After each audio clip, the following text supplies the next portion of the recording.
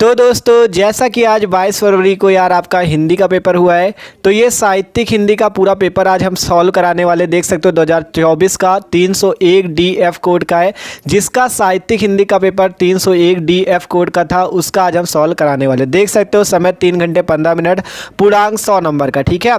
और इसमें प्रारंभ के 15 मिनट परीक्षार्थियों को प्रश्न पत्र पढ़ने के लिए निर्धारित थे, और इस प्रश्न पत्र में 2 खंड थे, खंड का और खंड खा। पेपर बहुत मस्त आया था, आप खुद देख सकते हो, एकदम आसान पेपर था। सामान्य हिंदी वाले से ज़्यादा अच्छा पेपर ये जो साहित्यिक हिंदी का ये आया है, ठीक है। पहले का 4 नंबर प्रश्न देख सकते हो, नासिकेतोपाख्यान के रचनाकार कौन है। बहुत ही मस्त क्वेश्चन था। नासिकेतोपाख्यान के रचनाकार कौन है, सदल मिश्र है, ठीक है। तो पूरा पेपर मस्त तरीके से सॉल्व करेंगे। तो यार अगर चैनल पर नए हो तो चैनल को सब्सक्राइब और वीडियो को लाइक जरूर कर लेना। अगला प्रश्न है, बालकृष्ण भट्ट द्वारा संपादित पत्रिका कौन सी है। तो ये तो एकदम मस्त वाला क्वेश्चन है। बालकृष्ण भट्ट किसकी है, हिंदी प्रदीप, ठीक है। हिंदी प्रदीप जो है बालकृष्ण भट्ट की पत्रिका है। फिर है, गोदान किस विधा की रचना। देख सकते हो कितना मस्त क्वेश्चन। गोदान किस विधा की रचना, उपन्यास विधा की थी, ठीक है। तो इसका दूसरा नंबर ऑप्शन सही हो गया था। तो ये देख सकते हो मस्त मस्त क्वेश्चन थे, एक एक नंबर के थे आपके, ठीक है। आप देखो अगला प्रश्न कौन सा था। इसी टाइप से अगला प्रश्न था, छायावादी युग के प्रसिद्ध आलोचक कौन है, ठीक है। छायावादी युग के प्रसिद्ध आलोचक जो है वो है आचार्य रामचंद्र शुक्ल।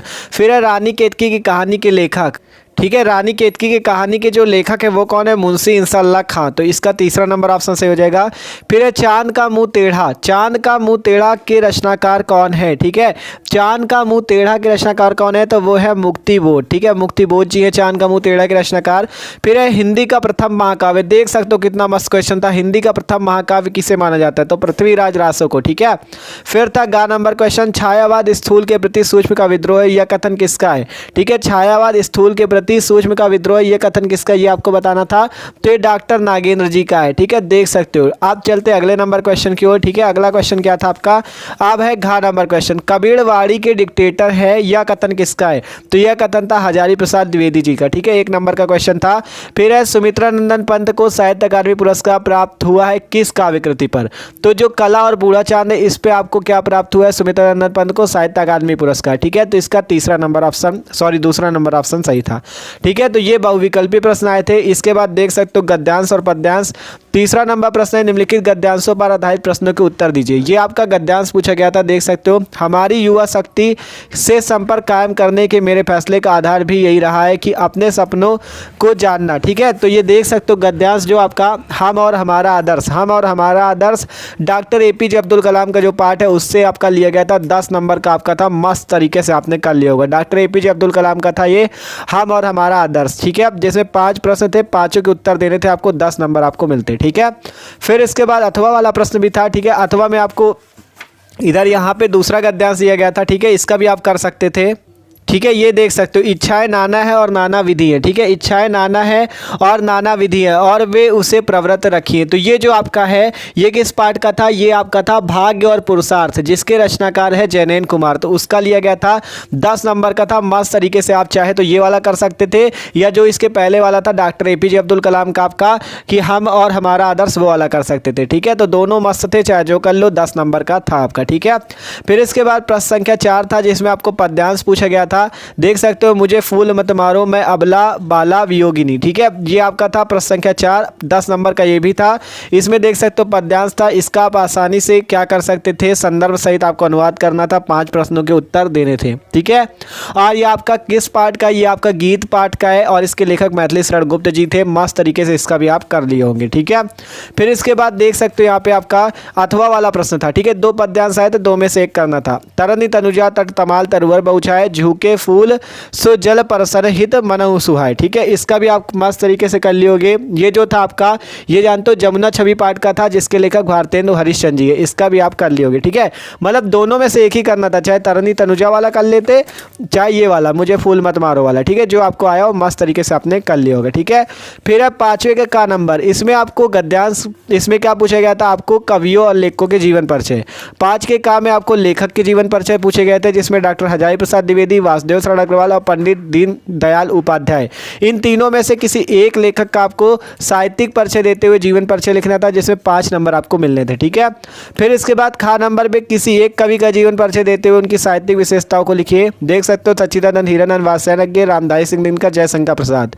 तीनों में से एक करना था, 5 नंबर इससे भी आपको आसानी से मिल जाते। ठीक है, फिर देख सकते हो 6वां प्रश्न आपको यहाँ पे कर्मनाशा की हार कहानी के प्रमुख पात्र का चित्रण करना था, 5 नंबर का क्वेश्चन था।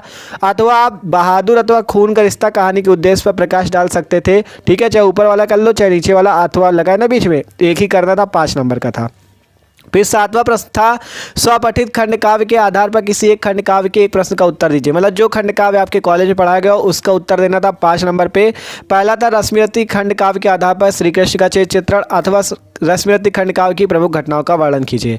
और यहाँ पे देख सकते हो आपको दिए गए थे। ठीक है, ये देख सकते हो यहाँ पे आपको श्रवण कुमार का भी दिया गया था, आलोक वृत्त का, मुक्ति यज्ञ का, त्यागपति का, सत्य की जीत का। मतलब जो जिसके कॉलेज में पढ़ाया गया वो आप लिख सकते थे, क्योंकि हर जिले का यार अलग अलग होता है। ठीक है, फिर यहाँ पे देख सकते हो आपका प्रश्न संख्या 8 खंड खा शुरू हो चुका है। इस पे आपको क्या दिया गया था, 7 नंबर का। ठीक है, 7 नंबर का था निम्नलिखित संस्कृत गद्यांश में से किसी एक का संदर्भ सहित अनुवाद कीजिए। ठीक है, पहले था अतीते प्रथम कल्पे जना एकम अभिरूपम सौभाग्य प्राप्तम। ठीक है, ये वाला संस्कृत गद्यांश था, और एक ये था बौद्ध युगे इमे सिद्धांता। ठीक है, तो इन दोनों में से एक गद्यांश का आपको संदर्भ सहित अनुवाद करना था, जिससे आपको 7 नंबर मिल जाते। ठीक है, दोनों में से करना एक ही था, आसानी से आपने कर लिया होगा। ठीक है, तो ये आपका था 8 का नंबर प्रश्न।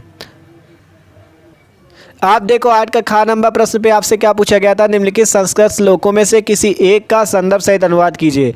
पहला श्लोक ये, दूसरा श्लोक ये, अथवा लगा था दोनों में से एक श्लोक करना था, जिससे आपको 7 नंबर मिलने थे।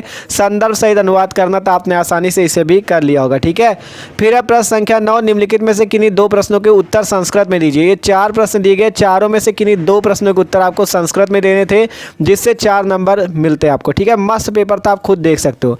फिर 10 का नंबर पे था हास रस अथवा शांत रस की परिभाषा लिखकर उसका उदाहरण दीजिए, 2 नंबर का प्रश्न था। फिर खा नंबर पे था रूपक अथवा उत्प्रेक्षा अलंकार की परिभाषा उदाहरण सहित दीजिए, 2 नंबर का था। फिर चौपाई अथवा बरवय छंद की परिभाषा उदाहरण सहित दीजिए, 2 नंबर का था। ठीक है, तो ये रस छंद अलंकार थे आपके। फिर प्रश्न संख्या 11 देख सकते हो निम्नलिखित में से किसी एक विषय पर निबंध लिखिए। आपको इनमें से किसी एक विषय पर निबंध लिखना था, जिसमें 9 नंबर मिलते। बढ़ती जनसंख्या और देश का भविष्य, राष्ट्र के निर्माण में शिक्षक की भूमिका, भारत में आतंकवाद की समस्या, पर्यावरण प्रदूषण की समस्या और समाधान। इन चारों में से किसी एक पर आपको निबंध लिखना था, जिससे आपको 9 नंबर मिलते हैं। फिर व्याकरण पोर्शन है 12 का कि पौना का संधि विच्छेद क्या होगा। ठीक है, तो इसका क्या आंसर हो जाएगा, पौ प्लस अना। ठीक है, ये वाला आपका हो जाएगा। फिर है उच्चारणम का संधि विच्छेद कौन सा होगा। ठीक है, उच्चारणम का, तो इसका शायद भर तो यही होना चाहिए, उत प्लस, तो देखो आप लोग खुद देखो कौन सा हो जाएगा। ठीक है, ये वाला होगा आपका उच्चारणम। ठीक है, ये वाला होना चाहिए उच्चारणम। ठीक है, तो इसका दा नंबर वाला ये सही है, उच्चारणम। ठीक है, ये वाला प्रश्न 1 नंबर का था, ये वाला भी। ठीक है, ये वाला आपका लास्ट वाला सही है, डी नंबर। आप देखो अगला देखते हैं, जो लास्ट अब थोड़ा सा बचा है पेपर। ठीक है, अगला है आपका सज्जना। सज्जना का संधि विच्छेद कीजिए, तो सज्जना का आपको करना था, इसका भी आपने आसानी से कर लिया होगा। ठीक है, तो आपका सज्जना का यही वाला होगा आपका ये। ठीक है, तो इसका ये शायद आ नंबर है, तो आप देख लेना, इस पर थोड़ा कन्फ्यूजन है। ठीक है, कि सज्जना का कौन सा है, तो इसका जो हो आप कमेंट करके बताना। ठीक है, इस पर थोड़ा कन्फ्यूजन है आपका। आप देखो खा नंबर पे था निम्नलिखित में से किसी एक पद का विग्रह करके समास का नाम लिखिए। इनमें से किसी एक पद का आपको विग्रह करना था, वाला समास विग्रह करना था, और उसके समास का नाम लिखना था, 2 नंबर का था। फिर प्रश्न संख्या 13 सड़क दुर्घटना से घायल मित्र को सांत्वना देते हुए एक पत्र लिखिए। 8 नंबर का पत्र पूछा गया था। अथवा शहर में पहली संक्रामक बीमारी की तरफ जिलाधिकारी का ध्यान आकर्षित करने के लिए एक प्रार्थना पत्र लिखिए। दोनों में से एक पत्र आपने अच्छे से कर लिया होगा, और 8 नंबर आपको इससे मिल गए होंगे। फिर 14 नंबर प्रश्न था, 14 का नंबर पे था निम्नलिखित में से किसी एक शब्द के धातु एवं प्रत्यय का प्रयोग स्पष्ट कीजिए। इन तीनों में से किसी एक के धातु एवं प्रत्यय का प्रयोग स्पष्ट करना था, 1 नंबर पे। दूसरा नंबर था निम्नलिखित में से किसी एक शब्द का प्रत्यय लिखिए। ठीक है, इनमें से किसी एक शब्द का आपको प्रत्यय लिखना था, 1 नंबर का था। फिर है आपका रेखांकित पदों में से किसी एक पद में प्रयुक्त विभक्ति तथा संबंधित नियम का उल्लेख कीजिए। ये जो आपके जहाँ पे रेखांकित पद है देख सकते हो, ये और ये नीचे आपको यहाँ पे रेखा खींचिए, इस पे आपको बताना था प्रयुक्त विभक्ति और नियम का उल्लेख, 2 नंबर का था। ठीक है, तो ये था आपका साहित्यिक हिंदी का पेपर था। ठीक है, जिन्होंने साहित्यिक हिंदी का ये सामान्य हिंदी का हमने अपलोड कर रखा है, तो आप उसका भी जाके देख सकते हो। तो आशा करते हैं यार पेपर मस्त हुआ होगा आपका। तो वीडियो अच्छा लगा हो तो भाई लाइक कर देना, और चैनल पर न हो तो सब्सक्राइब जरूर कर देना। Okay, thanks for watching this video.